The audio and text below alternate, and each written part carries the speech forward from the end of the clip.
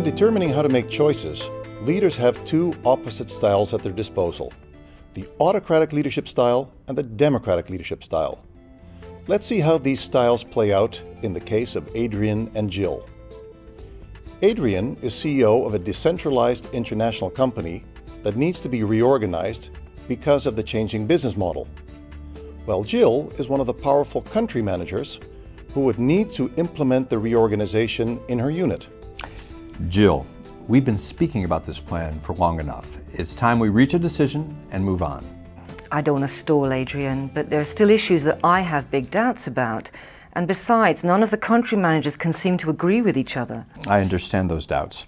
That's why I've taken a look at 5 key points where we should be able to agree. Now, that's my call. Can I count on you to take this forward? Okay, this looks clear. I'll get on to it.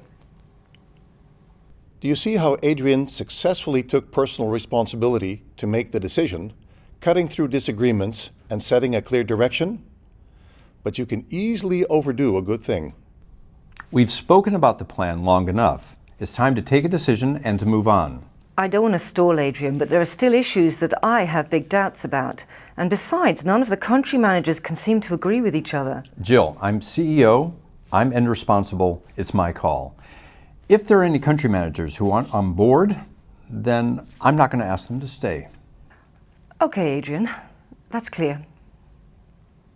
Taking decisions yourself can easily degenerate into dictatorial behavior and a lack of commitment by others.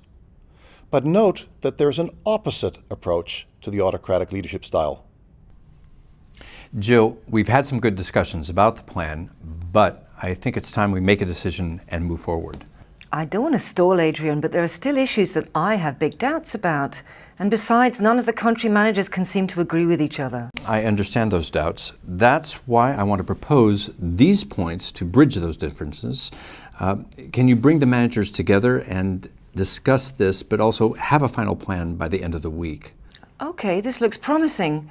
I'll bring the team together and see if we can hammer out a compromise we can all agree on. Okay? Yeah. Now Adrian isn't taking the decision himself, but he ensures that the group moves towards a decision that they can take and accept jointly. Yet this democratic leadership style can also be overdone. Jill, we've had some good discussions about the plan, but I think it's time that we make a decision and that we move forward. I don't want to stall, Adrian, but there are still issues that I have big doubts about. And besides, none of the country managers seem able to agree with each other. Yeah, well then we need to get those issues on the table. Maybe we need to rethink the whole plan. I need you to form a consensus. Can you do that? Okay, I guess that might work. Adrian might feel he's building towards a joint decision, but in the meantime, there's no shared direction and plenty of room to avoid taking action. Do you use both of these leadership styles effectively, switching between them where necessary? And do you stay out of the looming pitfalls? That would make you an agile leader.